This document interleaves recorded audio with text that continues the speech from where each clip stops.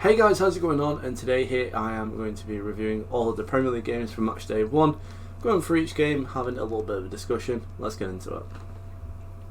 Starting off then, first on Friday night, Burnley took on Manchester City, and it was a pretty much the script that you thought it was going to be. It was a comfortable 3-0 win for Manchester City, and you can tell the fact that from the start that this isn't really the type of game that Burnley were expecting to get 3 points at. In terms of the actual game though, however, what I will say is the chances that Burnley did create in terms of not necessarily converting them, but the places where they were shooting from, they were very good positions, as you can see from the graphic inserted. All of them, bar one, were inside the box, which is what you want. A little bit of a lesser opposition than last season's treble winning side. Company probably can and will get those chances converted. As for Manchester City, it was relatively routine. Erling Haaland scoring 2 goals, and I mean, he's a freak of nature, isn't he?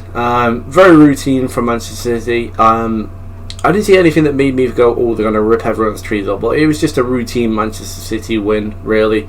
There isn't really much to say on this game, other than the fact that it was very routine for Manchester City, and that it was a good game to come back to. On to then the Saturday 12:30 kickoff between Arsenal and Nottingham Forest. Game ended 2-1 to Arsenal. 2 very good goals in the first half from Arsenal, put them 2-0 up at the break, and then pretty much then they were hunting for the third goal. Declan Rice did slam a shot off the post, which was very, very close, to be honest with you. But the main thing that you take from that game from an Arsenal is just how good the goals were. I think that the first goal, the spin from Martinelli to set up Eddie Nketiah, and then Eddie Nketiah's shot that went in was just, it showed the quality and the cohesion that the side have. Obviously the shot does take a deflection, but you can really tell that I said that everyone knew what they were going to be. For Saka's goal, oh my god, like that was just an absolute rifle from Bukayo Saka, and really did showcase the quality in which that he can display sometimes, and I'm really hoping we can get a full season of Saka showing just that. In the second half, then Nottingham Forest were able to pull one back from a brilliant run from Anthony Elanga, puts the ball across, and Awiniyi manages to slot home. Unfortunately, Forest weren't able to actually get anything more from the game. However, there is debate over the fact of whether Declan Rice should have been penalised for a handball. I've seen it quite a lot, and I think it's just like, I think the issue is the fact that apparently it didn't go to VAR. I will need someone who is in the know on that to let me know what happened there. But from what I've seen on Twitter, it did look dubious, to be honest with you. Definitely would have been worth the referee having a look on the monitor, because you can actually see that the referee couldn't see it. So the referee, were relying on VAR, and potentially the VAR did let them down, and potentially could have let Forest down. We will have to see if there's a statement that comes out basically saying, yeah, we thought it was handball and we're sorry, and then Forest can have that, I guess. Alright, going on to the next. So the next game was Bournemouth versus West Ham, which finished 1-1. The game in the first half was pretty much deadlocked, and then in the second half, Jarrod Bowen cuts inside and unleashes a beautiful strike into the bottom. It's not really bottom right, but the right hand corner. It's a brilliant finesse shot. Really shows the quality that Jarrod Bowen possesses.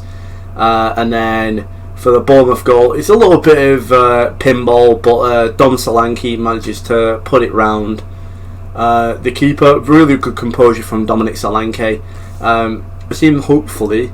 Solanke, started finding his feet. Obviously, I think in there, the striker that was at Chelsea and then joined Liverpool, I think there is, he's been at big clubs. It's clear to see that there is a good striker in there, and I think it's just about Bournemouth's new manager unlocking as much of Solanke's possession.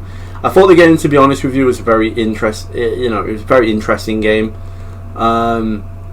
Clear to see that West Ham potentially do need a signing or two. The interesting one for Bournemouth for me, one who I didn't really pick out in my Premier League predictions video, but Rothwell for Bournemouth had a really good game. Cracked a shot off the bar. Really unlucky, to be honest with you, for that not to have found the top corner. I think for both sides, they probably take a point from the first game. As I said in my preview for the season, my preview for the table, I genuinely don't really think either of them are really going to be down there this year. They'll be both bottom half, but I don't think they'll be in the relegation scrap. So, it's a point to take for both of them and something for both of them to build off. So then, going on next, we have Brighton and Hove Albion 4, Luton Town 1. This is a really good game, and I really, really wish, looking back on it, that Sky put this as like one of the games, because it was just such a fun game to watch from the highlights I've seen. In terms of Brighton, it was complete domination, 71% possession, 4.01 XG, 27 shots, and only 5 of those shots came from outside the box. It really shows the fact that Brighton in this game were creating a lot of really good chances. We see from the goals, they did create several different chances. Obviously, João Pedro getting his account going for Brighton is the main thing for them. Something I'm sure that they'll be happy at. Obviously, Evan Ferguson as well scoring. So it's going to be interesting for Brighton this year because they do have a lot of really good attacking outlets. It was good to see as well that they haven't really suffered from the losses of Alexis McAllister and more than likely Moses Caicedo, who obviously wasn't involved. From a Luton perspective, obviously they weren't, I think most Luton fans probably didn't expect them to pick up 3 points against a very, very dominant Brighton side. But there were good things to take from the game. I thought from the highlights at least, Ryan Giles and Kabore, two very solid wing backs, and I think that they are two players to keep an eye on for Luton. I think that they get up and down the pitch well, and I think both of them have some very, very good deliveries on them. And I think against a lesser opposition, I think that they will capitalise on those two key players for them.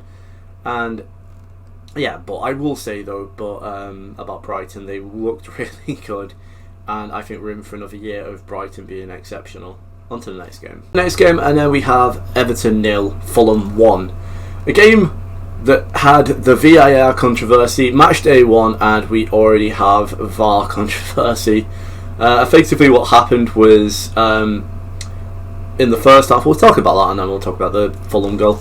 A ball gets swung towards Tarkowski. Tarkowski, I think, flicks it on. Bird Leno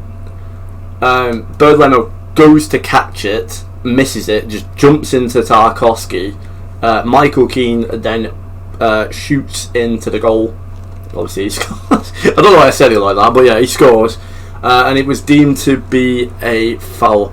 Now I think, to be honest with you, it was incredibly soft. I don't particularly see a foul in that, and I do question the fact as to why that was given as a foul on Leno. I don't think Leno had control over the ball, and I don't necessarily think that Tarkowski did anything wrong. Tarkowski only had eyes for the ball, and I think that that does need some explaining as to why that was given. Into the second half, it was a bit more of a better version of Fulham. Andreas Pereira finds himself on the running towards the byline, managed to sort of slide tackle and across the ground, dig a ball out. It goes across the face of goal, and Bobby Reid is on the end of it to tap home past Pickford. And I mean, like I say, it's a key game for Everton where it goes to show that it is so important to take your chances in the Premier League. I genuinely think that Everton will be kicking themselves that they haven't got something from. I think a point would have been fair in this game, but I think that Everton really need to look at getting a striker. Obviously, they've just signed a young striker from Sporting Lisbon. Dominic Calvert-Lewin was unavailable, and they are linked with Jack Harrison and Beto from Leeds and Udinese respectively, who will be able to give some more quality. But I do think that it's clear to see with Everton that Neil Maupay, it just isn't up to scratch. However, what I will say on the Neil Maupay thing, I think it's disgusting the fact of seeing some of the stuff that's been branded at him on social media after it. I think some people really just need to grow up, to be honest with you. It's really despicable seeing some of the stuff that you read about people saying about a football game. Anyways, on to the next game. And it was Sheffield United 0, Crystal Palace 1.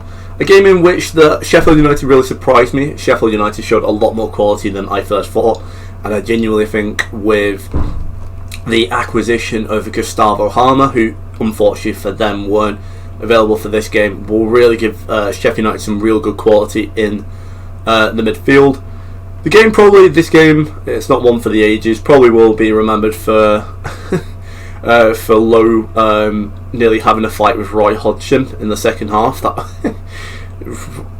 honestly, I love that. The game though, in terms of diving into the goal, it was a really well worked goal from Andre Ayew on the right hand side. Digs out a beautiful cross, and then Alton Edward is able to stab past Wes Foderingham. I really like the look of this Crystal Palace side, to be honest with you. Lots of really good, promising players. Obviously, this year it's interesting that Sam Johnstone is actually going to be their number one this year, with Gaeta looking like he's going to leave. I thought new signing Jefferson Lerma looked pretty good. So it's going to be interesting with Crystal Palace, to be honest with you. They look like they play with a lot of confidence. And I think they're going to do fairly well this year. May have put them a little bit too low this year, because I think they'll put some good performances together. In terms of Sheffield United, they're a lot better than what I think. I think that Ollie McBurney needs to get fit. I think when they get him up front, they got a bit more of a focal point. Gustavo Harmer in midfield to partner either Osborne or Norwood. However, I sort of feel like Norwood and Harmer would probably be my preference for them in terms of what I think would be best for them. But no, it was a decent game, a lot to build on from both sides. Today's game was an absolute demolition job. Newcastle United 5, Aston Villa 1. Going into this game, I thought this would be a very nail-biting, high-scoring draw. How wrong was I? The game starts off with a brilliant onslaught from Newcastle, in which new signing Sandro Tonali manages to find the bottom corner. Villa then responded through Moussa Diaby. Really, honestly, it's a really Tonali and Diaby's goal were absolutely exceptional. The quality from Diaby to do that first time, I'm like, bloody hell. But Villa then had some issues in terms of not being able to sort of get going, I guess. Like, they had chances, like Moussa Diaby set up Ollie Watkins for a pretty decent shot, but was unable to really test Nick Pope. Same with Moussa Diaby. But then a well-worked set-piece goal from Newcastle meant that Sven Botman could pass across to Alexander Isak. Really good striking play from Isak, just to be in the right place at the right time. Really good game. Really good goal. Into the second half, Isaac then scored a really it's a really good goal, but it was shocking from Ezri Konsa. And Ezri Konsa sort of dilly-dallies with the ball, and then Isak with a beautiful chip. And I'm really excited to see Isak this year. I really think he's going to start coming into his own now, really showing that potential that he's shown at Real Sociedad and then last season with Newcastle United. For the final two goals, it was quite bad, to be honest with you, and should put maybe some alarm bells in Aston Villa fans' heads. Both times it was one ball through the high line. Harvey Barnes on both times gets on the end of it. For the first one, he passes it across for Callum Wilson, who does a really nice finish, and then Harvey Barnes manages in the 90th minute to get a goal. Really good performance from Harvey Barnes. Really looking forward to seeing how he gets on. Newcastle honestly looked like a really scary opposition to go to this year at St James's Park. They were electric. On to the Sunday games. Into the Sunday's fixtures, Brentford took on Tottenham Hotspur, in which it finished 2-2. It was a very entertaining game to watch. I actually missed the first goal because I was in the process of coming back from the gym. Watching it back though, brilliant delivery from James Maddison, and absolutely rocketed in from Christian Romero. He actually headed it that... he got that much power in the header that he actually got a concussion from it, which is a real commitment. Following this, Brentford did turn the pressure up, a quite soft penalty in my opinion, but Brentford got a penalty in which Mbeumo comfortably dispatched. It's, you know, they played and then from there, Brentford actually played quite well in this for the final periods of the first half. Wissa then got, it got given to Wissa, but Wissa shot, and then Mickey van der Ven sort of just put it past the keeper, because I think, like I say, he actually got a big enough toe on it for me for it to class as an own goal. And then just before half time, Emerson Royale unleashes a thunder bastard to put it 2-2. James Maddison with 2 assists. Just before the break, though, Brentford went up the other end. And it was really well worked from Rico Henry. Gets down the byline really well, swings in a beautiful delivery. And unfortunately for Mbeumo, he's not quite settled, and the ball goes narrowly over the bar. I think it was a really good chance, though. And it really shows that Brentford, even without Ivan Toney, are going to be a real force this year going forward. Going into the second half, it sort of calmed down slightly more. Brentford had a shout for a penalty that weren't really given. And then the game sort of fizzled out. But from the game itself, Maddison looks like he's going to be a very solid player. 2 assists already to his name, and I think Brentford, like I say, are going to be completely fine without Toney for the first part of this season. And into the other game on Sunday, Chelsea took on Liverpool, which finished 1-1, which is actually, I believe, the 6th game in a row to finish 1-1, to finish in a draw after 90 minutes. Obviously, the last two. Obviously, the only other results in there is Liverpool winning 2 times on penalties, which really shows you that this type of game is generally quite a close encounter. Chelsea did. Liverpool managed to take the lead through a really well worked goal. Salah manages to cross for Diaz, who manages to stab it past the keeper. I thought Liverpool looked really well to start with. They looked really bright. Dominic Szoboszlai looks really good for the player. Obviously, it's a player who I've really known about for quite some time. And it's clear to see that it's a player who definitely is going to shine in that Liverpool midfield. Following that, Chelsea managed to go back in front. Chilwell managed to header a loose ball back in, and then Diassi, their new signing from Monaco, manages to sort of scuff it, and it bundles in. And it's one of those weird shots that if Diassi actually got good contact on the ball, it was going to be one of those. It'd probably miss. It was one of those weird ones where scuffing it actually makes it a harder shot to save. Following on from this, Chelsea did actually take the lead, but it was disallowed.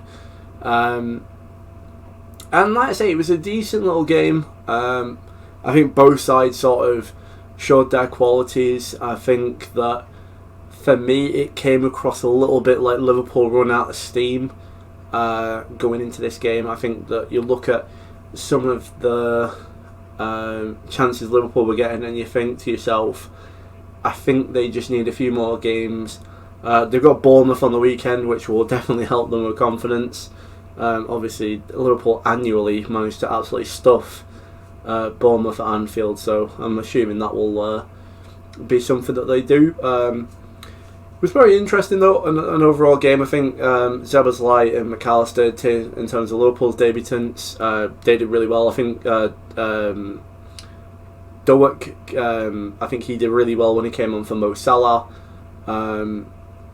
Very good little player he looks to be. And then on the opposite side, I thought Chelsea looked pretty good. Diassi looked a little bit shaky, to be honest with you. I don't quite think that he's maybe match sharp or up to sharpness for the Premier League, but he did seem a little bit sloppy. He seems quite slow. Like I say, I'm not too sure whether or not that's going to be something that he's going to need some time to develop, but yeah, he seemed quite iffy. I thought Conor Gallagher in midfield for Chelsea was really good. I thought he managed to break up play quite well. And it was quite interesting seeing that middle three of Enzo, Conor Gallagher and Carney Chukwuemeka. I thought that was a really interesting middle three, to be honest with you.